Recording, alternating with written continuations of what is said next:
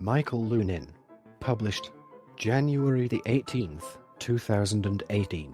Further information can be found at the end of this recording. My nickname changed during my imprisonment and exile, and with each change it became longer. Now, in official documents, I am referred to as a state criminal in exile. My sole weapon is my thought. As an aged man he used to say that, though he had only one tooth left in his mouth, even that one was directed against Nicholas. Mikhail Sergeyevich Lunin. Russian. December the 29th, 1787, December the 3rd, 1845.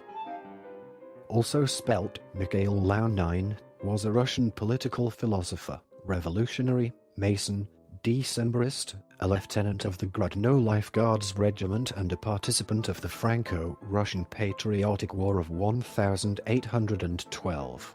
After a successful career in the military during the Napoleonic invasion, he became involved with multiple liberal Russian secret societies in the early 19th century, including the Union of Salvation and the Union of Welfare, as well as the Northern Society and the Southern Society.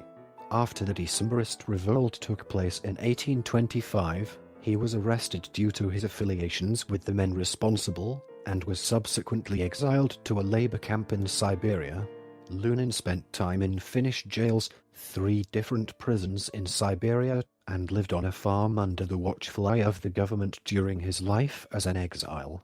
Known for keeping good spirits and maintaining a firm defiance of autocratic rule, Lunin was eventually imprisoned again for writing in opposition to the Russian government, and lived out the rest of his life in a cell. Part 1. Early Life. Mikhail was born December the 8th, 1787, in St. Petersburg, Russia. His father, Sergei Mikhailovich Lunin, was actual civil counselor to the Tsar, the 4th rank in the civil service division of the Russian government, and his mother was Feodosia Mikitikna Lunina Muravyova, the daughter of a wealthy family. Feodosia died in 1792 while giving birth to a daughter, leaving Sergei to raise her and his 2 sons, Mikhail and his brother, Nikita. To ensure the boys got a proper education, Sergei hired several tutors and governors to come live with the family and train the boys in various subjects. Due to the fact that these men either were often dismissed for being unsatisfactory or left of their own accord, Mikhail's education was at times uneven and inconsistent. Even when there was a tutor or governor on hand, Mikhail did not experience much in the way of discipline, as his father was an often distant figure, in accordance with the norms of the time. Nevertheless, Mikhail's basic education, history, mathematics, literature, some French and Latin, was befitting of his station, but otherwise not unusual. The hobbies he cultivated as a young man: dancing, fencing, horseback riding, were similarly suited to his background. Few details are known about Mikhail's home life as a child and as a young man, but there are some important takeaway points from this early period of his life. First, Mikhail was a child of opulence and wealth. The education his father was able to afford him, as well as the kind of home he lived in for several years and its many accoutrements, such as servants, sculpted busts of Roman emperors, a music room with a piano, an orangery, and others, all indicate this. In his impressionable years, Mikhail came to accept this degree of wealth as an expected part of life. Second, one of the principal tutors in Mikhail's life, Abbé Vuvilia, was not just Catholic. He was a devoted Jesuit. This likely occurred because, for a period of time, it was common among the Russian elite to hire Jesuit exiles from France following the revolution in the 1790s. Although this practice died out by 1800, Vuvilia had already been hired in 1797. As would be expected of a Jesuit, he expressly hoped to convert people like his charge, Mikhail, in Russia to Catholicism while he was there, a desire which Sergei, though aware of it, apparently did not take as any kind of threat, at least initially. Considering Miguel became a Catholic later in life, Vuvilliers' early influence on him should not be understated.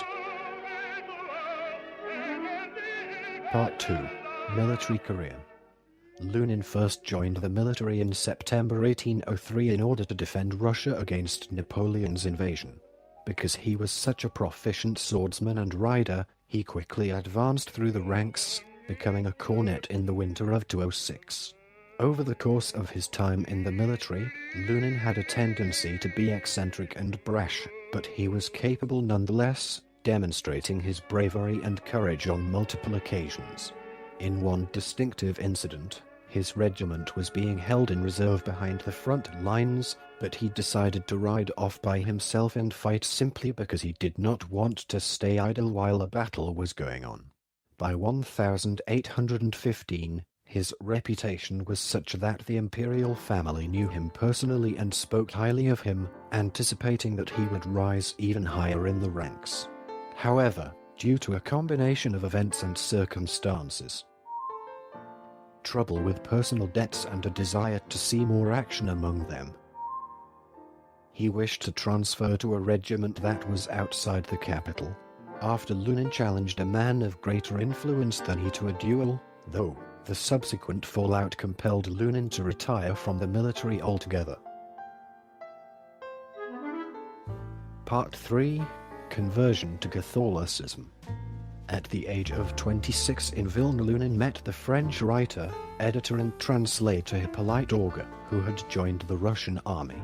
For Auger, whose name was on the register of homosexuals then maintained by the Paris police, it was love at first sight.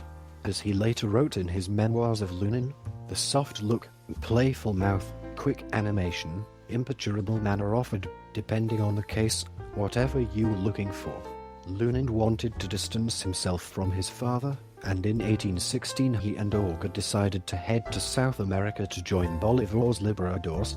They only got as far as Paris, where they shared a tiny garret. Lunin engaged in a variety of pursuits, including taking lessons in French, English, algebra, and piano, and penning a novel about False Dmitri, a 17th-century pretender to the Russian throne who may have been gay.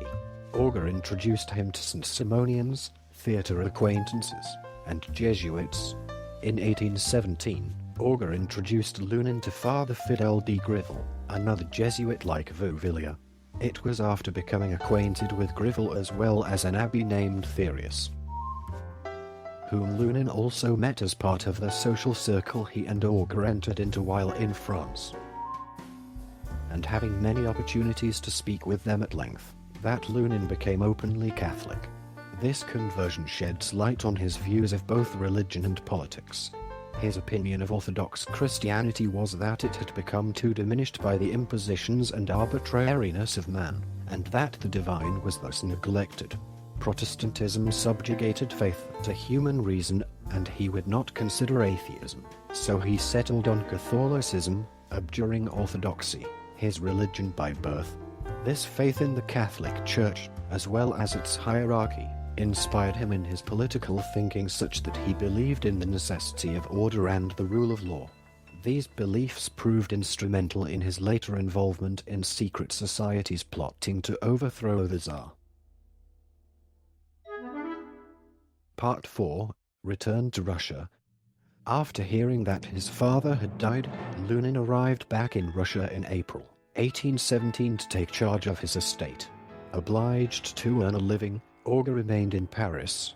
Lunin quickly found that he had inherited a sizable amount of debt in addition to various assets, so he began to set about paying that off.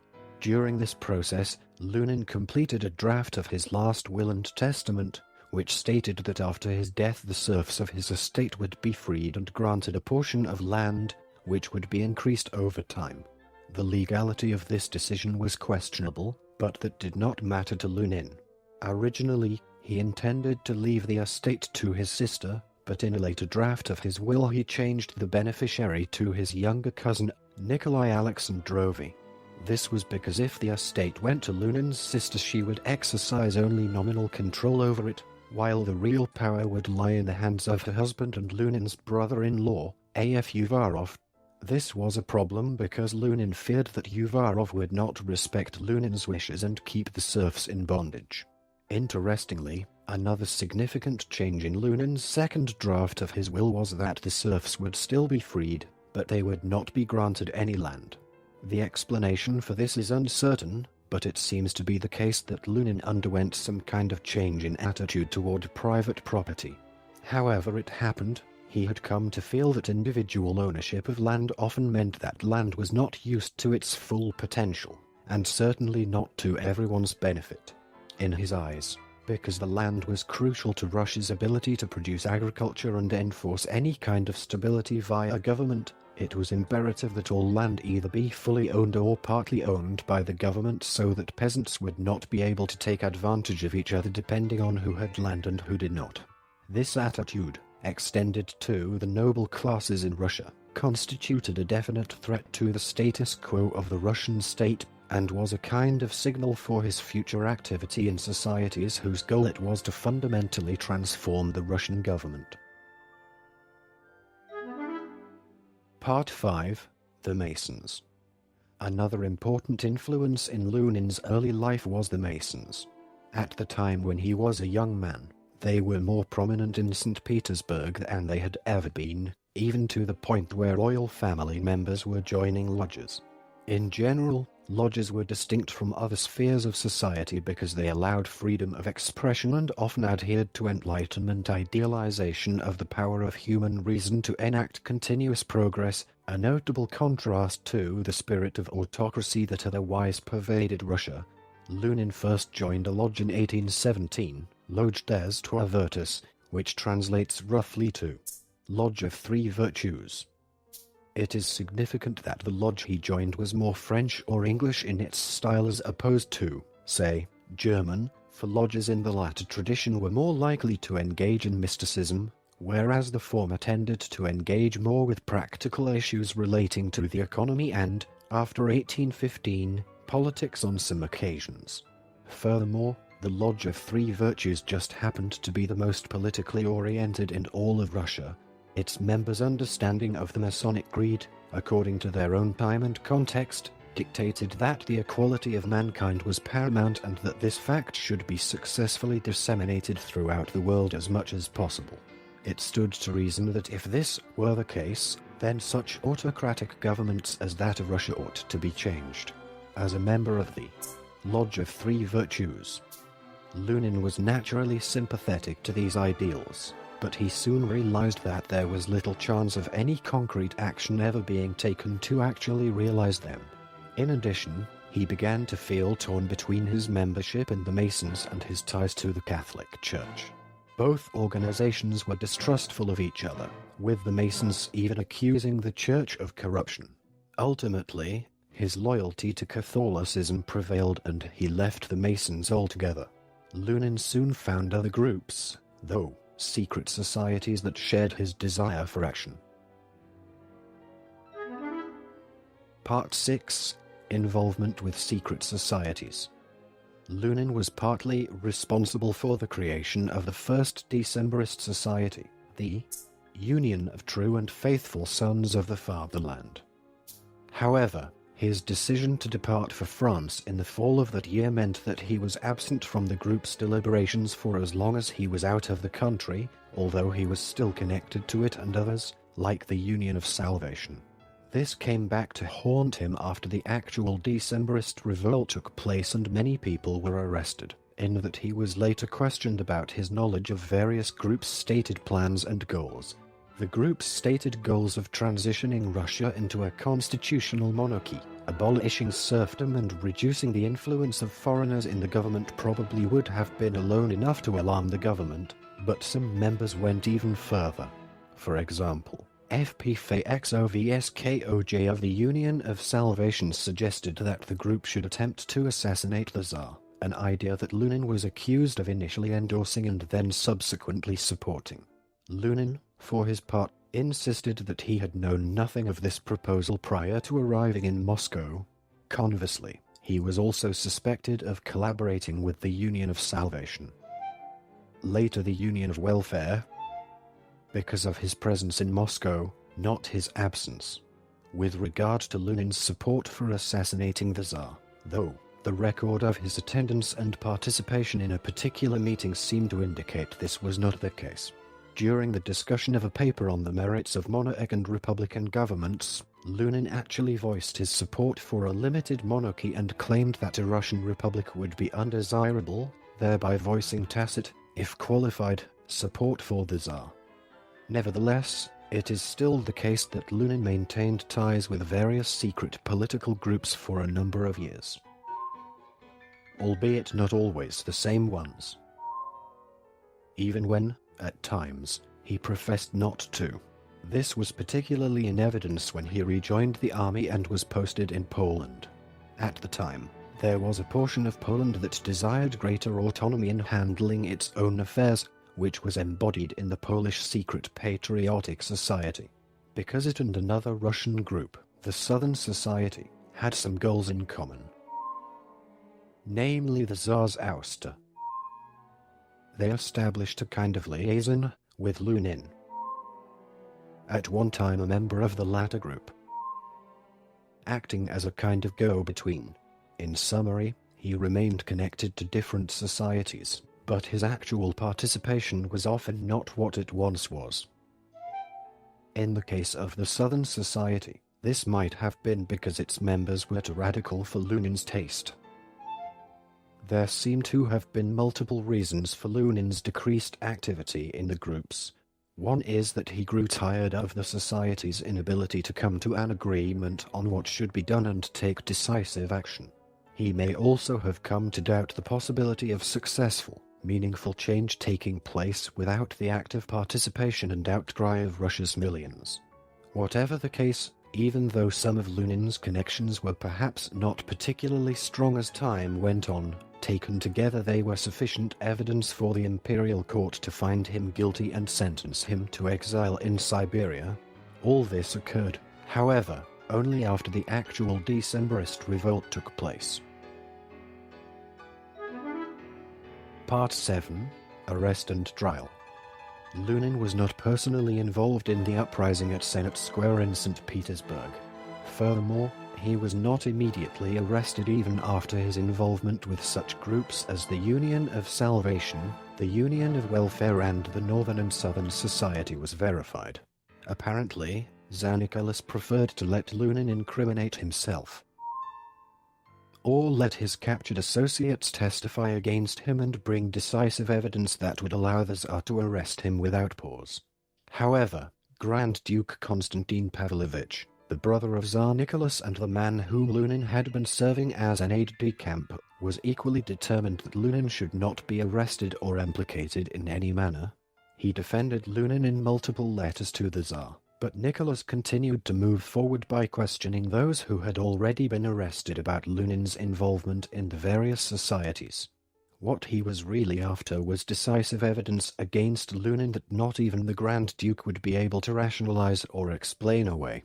Nicholas got his wish after extensive interrogation of Pavel Pestel, a man whom Lunin had become acquainted with through multiple societies over the years, compelled the prisoner to confess. Perhaps inaccurately, as the interrogation methods of the Russian government were geared more toward confessions than the truth. That Lunin had himself suggested a particular plot in 1816 to assassinate Tsar Alexander. With his decisive evidence in hand, Nicholas had Lunin arrested on April 9, 1826. Despite the fact that Nicholas had found his pretense to have Lunin arrested in the first place, the case against him was still not very strong. There was no proof that he had joined the army in Poland with any ulterior motive in mind, and the ties he had with the different societies were either relatively weak or had been broken altogether, as with the Northern Society. The court felt it could only find Lunin guilty if it were established that he himself had at some point suggested assassinating Tsar Alexander or at least attended meetings wherein such a suggestion was made. Nikita Muravev, another of Lunin's imprisoned associates, finally made an admission to this effect after undergoing a great deal of pressure and advanced interrogational tactics. Encouraged by this, The court brought Lunin in for direct questioning in the hope that he would confess, but he consistently denied that he had ever suggested or plotted the death of Alexander, or been part of a similar plan originated by anyone else. Besides, as Lunin pointed out, Russian plots against the life of the Tsar were hardly a novelty in the country's history, and in fact had been justified as replacing someone incompetent with a more capable ruler, regardless of whether Lunin actually endorsed or was involved with a plan to assassinate the Tsar. It does seem to be the case that he had supported Grand Duke Constantine for Tsar instead of Nicholas, provided that the former lived up to his professed liberal views and enacted genuine reforms once in power. In the end, the court found him innocent of advocating regicide, but thanks to his connections to various societies and his alleged association with a regicidal plot by Pestel, he was found guilty under the categories of sympathizing with or proposing revolt as well as spreading propaganda and causing sedition or agitation. He was originally sentenced to lose all his constitutional rights as a person and be permanently exiled to a location to be determined, but this was commuted to 20 years of hard labor, followed by exile to a distant location. According to eyewitness accounts, Lunin was surprisingly sanguine upon hearing the verdict, perhaps fitting for a man of his religious conviction. The closing chapter of Lunin's pre-exile life again raised the issue of what was to be done with his assets, since nothing he owned would be his any longer. All of his possessions, as well as the debts he still had incurred, had to be dealt with accordingly. An auction was held to sell off enough of his former goods to pay the debt off. His will still dictated that his cousin, Nikolai Alexandrovich, receive the estate and the serfs that came with it, but his sister Avarova, despite having been previously disinherited in 1819, contested this. The Supreme Court in St. Petersburg initially ruled in favor of Nikolai, but Avarova continued to fight, prolonging the battle for a number of months, to the point where it became a public issue of sorts. In December 1827, the Minister of Justice decided that Lunin, having no other heirs, was entitled to name whomever he wished as his beneficiary. However, he also ruled that the serfs could not be freed, as doing so would be illegal. About a month later, though, the case was reopened again after it emerged that Avarov's position had not been adequately explained. As it turned out, the Minister of Justice reversed his previous decision, granting Lunin's estates and goods to her. None of this made any impact on Lunin, however, for he was already miles away, en route to his future as a prisoner in a labor camp. Part 8. Exile to Siberia. Nicholas I and his government planned to send the Decembrist exiles to camps in eastern Siberia, Chita and Petrovskij-Zavod, both in relative proximity to the Nursink mines. Neither Chita nor Petrovskij-Zavod were prepared to take over 100 prisoners right away, so it was decided that the prisoners should be kept in Finland until further arrangements could be made. Lunin and 7 other Decembrists were taken to a Swedish-built stone fortress known as Sveaborg Fortress, on Long Island. As the exiled Decembrists made their way eastward across Siberia, the local people along the way met them with sympathy and good nature. A man is recorded to have approached the exiles in a town called Kostroma saying, "Gentlemen, be brave, you are suffering for the most beautiful, the most noble cause. Even in Siberia you will find sympathy." Respect for the Decembrist failed cause came mostly from the upper echelons of society. Most of the people living in Siberia knew little of who the exiles were, or were under the impression that they were simply military officers who had refused to acknowledge the new Tsar. However, whatever they believed about the Decembrists, the attitude across the board of the Siberians was one friendly acceptance, and many of the exiles received much-needed care from the locals during hard times. Nicholas I seems to have been obsessed unnecessarily with the Decembrists.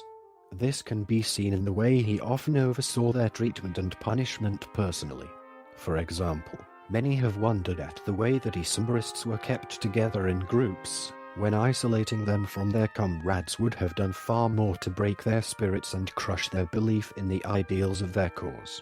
Even though most of Russia had little or no understanding of the Decembrist revolution, Nicholas was paranoid of a general uprising in eastern Siberia and followed his general's advice that guarding the exiles in groups would be more effective. As much as he felt he could, however, Nicholas did attempt to break the spirits of his exiles, ordering the separation of Lunin and close companion Nikita Muravev. Lunin remained at Svaborg fortress for a little over half a year, but the government never fully approved of the prisoner situation there. Steps had been taken to improve the security of the fortress, but the government remained unsure, and was displeased with the conversation and socializing between prisoners afforded by the construction of the prison cells. Thus the prisoners at Svaborg were transported to various other prisons. Lunin and 2 others were sent to Vyborg Castle. Prison conditions at Vyborg were rough, and the cells had suffered a good deal from major floods a few years prior. Apparently water continually seeped through cell walls and kept everything damp. The other 2 exiles fell sick with caries, but Lunin maintained a characteristically strong physical and mental disposition. He replied famously to a question of whether he had all he needed with, "I am quite satisfied with everything. I lack only an umbrella." After 18 in Vyborg, Lunin and 3 other exiles were escorted eastwards through Irkutsk to Chita, which contained the largest group of Decembrist exiles in Siberia at the time. The guards pressed as rapidly as possible on the journey, which was hard on the prisoners, and at times very dangerous. One of the exiles, Mikhail Bestuzev, was nearly killed in a coach accident in which he was thrown off the coach sliding down a steep bank.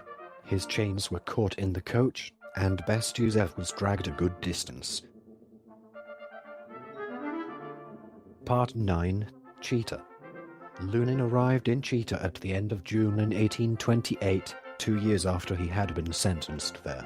300 kilometers southeast of Lake Baikal, Chita sat in a beautiful valley at the junction of 2 rivers, the Chita and the Ingoda.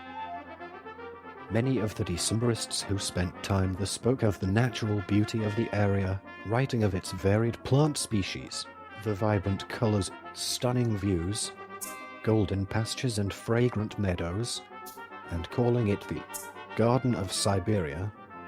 In general, as they had found during much of their journey through Siberia, the local people living in Chita were amiable and hospitable towards the exiles, and in several cases gave excellent care to sick Decembrists, as can be seen by the way Decembrists often left something for a local family in their will. The general in overseeing the exiled Decembrists also tended to be humane in his treatment of the prisoners, a quality by no means overcommon in prison leadership at the time. For all these things, however, life was still hard on Decembrists. Many struggled to recover from exhaustion or illness from their journey east, and many, Lunin included, struggled especially in the beginning to stretch the meager allowance from the government to cover all their basic needs. In addition to physical stress, the Decembrists also had to deal with the doubts as to the validity of their cause, and many wrestled with whether it was worth all their pain and heartache in exile. Lunin, however, was not daunted, and remained cheerful, if rather withdrawn. During his time at Chita, Lunin kept largely to himself, spending the vast majority of his time alone in his room, in the little chapel he had set up. Though quite the recluse, Lunin still managed to remain on pleasant terms with his fellow exiles and with the local people. He attended the lectures hosted by the Decembrists in the evenings. The Decembrists concerned themselves with educating and refining the cultural tastes of the local people around them. Occasionally played guitar for an evening of music with the other exiles, worked extensively on an escape plan. First for everyone, then for himself. And whenever he was in contact with people, he struck those around him with his clever wit and cheerful spirit. Some of the exiled Decembrists began to crack under the stress of living in Chita, and wrote to the Tsar requesting pardon, asking that they be allowed to serve as privates in the Russian army, which was at the time engaged in fighting in the Caucasus. For example, Alexander Bestuzev wrote To the noble soul trained in battles are understandable the sufferings of a military man destined to rot in idleness, when the glory of the Russian arms thunders over the cradle of the ancient world, over the grave of Mohammed. Asking you this grace, I do not seek advantages nor distinction, I only seek an opportunity to shed my blood for the glory of the sovereign and honorably end the life granted to me, in order that after it the name criminal shall not be known. Lunin responded to the plea of his fellows in a letter with characteristic disdain for those who cheapened themselves by abandoning so noble a cause as theirs, writing, I hear that some of our political exiles have expressed their desire to serve as privates in the Caucasian army, hoping to make peace with the government. In my opinion, it is unwise for them to do so before subjecting themselves to some slight scrutiny. The first day one should request that he be flogged 50 times, the second day 100, and the third day 200 times, so that altogether it would make 350 times. After such a scrutiny one could proclaim, dignus est intrare in isto doctor corpore. 26 months after his arrival, when the barracks at Petrosavskij had been built to hold all of the Decembrists at Chita, as well as a group of Polish exiles, Lunin and the rest of the Decembrists at Chita were forced to make the 700-verst journey westward to their new home. Lunin hired a covered wagon with the money his sister had been so careful to keep him provided with, which eased somewhat the strain of the journey and gave him the privacy he so cherished, because he spent so much of his time inside his carriage during the journey. The Siberian guides of the Buryat tribe believed that he must be the most important criminal. At one point a crowd of Buryats surrounded his carriage and they asked to know why he was being exiled. Lunin explained that he had tried to cut the Great Khan's Zanikalasai throat and was thus being exiled, which greatly impressed the Buryats gathered there. Part 10. Petrosavskij. In Petrosavskij, Lunin began slowly to flex his powerful mind once again. Whatever religious texts he could get his hands on, he read avidly. Because he had decided to restrict himself from non-religious texts, he didn't read them to himself. Instead, still hungry for news of the world and of politics, he had others read for him and share with him what the books and papers said. Lunin, while not completely abandoning his reserved and secluded way of life, used his time at Petrosavskij to think and to explore and to glean everything he could from the people around him. The prison, for unlike Chita, which was merely a fortified strong point, Petrosavskij was a real prison, contained men from a wide range of backgrounds, and Lunin pressed many of them for information on a wide range of subjects, from thoughts about Russia's political future to information about Poland and the Americas. Spending more time with his fellow prisoners, he established yet again his reputation for being a unique, quirky, and yet pleasant man. Baron A.E. Rosen, a fellow exile, wrote of him later, M.S. Lunin lived in the most curious manner. He lived in no. 1. A totally dark cell in which no window had been pierced, a guardroom being built beside it. He did not share our common table, and kept his fasts after the custom of the Roman Church, which he had joined some years before when in Warsaw. 1/3 of his cell was shut off by a curtain behind which, elevated on some steps, was a large crucifix blessed by the Pope, which his sister had sent him from Rome.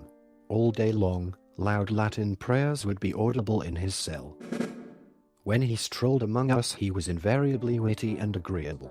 Whenever we called on him in his cell we always found him ready to converse in a secular and often jocular strain. He was greatly provoked by Victor Hugo's Notre Dame de Paris, I recall, which penetrated even our wilds and was read avidly. He had the patience to burn the whole book with a candle. Part 11. Urich. In the middle of June 1835, Lunin arrived in Urich, a small town close to Irkutsk. His sentence to 20 years hard labor had been shortened to just under 10, and he had been sent along with several other Decembrists to live and work on a plot of land provided by the government. Lunin proved himself to be very industrious, building his house quickly and carefully, clearing the land around it, draining the bogs and creating a pretty little garden complete with smooth pathways, flowers, garden vegetables, and a summer house. He also grew corn fairly successfully. In addition to his manual labor, Lunin also continued to stretch himself intellectually. He stuck to his intense habit of spending time in prayer and study of the Bible, and also began building a library for himself with the help of his friend Nikita Muravev and his sister Arova. Here in Urich, Lunin received permission to write letters to family and friends, marking the beginning of a series of letters that he wrote in name to his sister Arova, but in intent he was actually writing to the world at large. He told his sister, "I rejoice that my letters engage you. They serve as an expression of those convictions for which I was led to the place of execution, to a cell, and to exile. The publicity enjoyed by my letters through their numerous copies turns them into a political weapon, which I must use for the defense of freedom." In these letters, Lunin addressed everything from his own personal story as a political exile to the pressing need for the emancipation of the serfs. Part 12. Exile to Akatui and Death.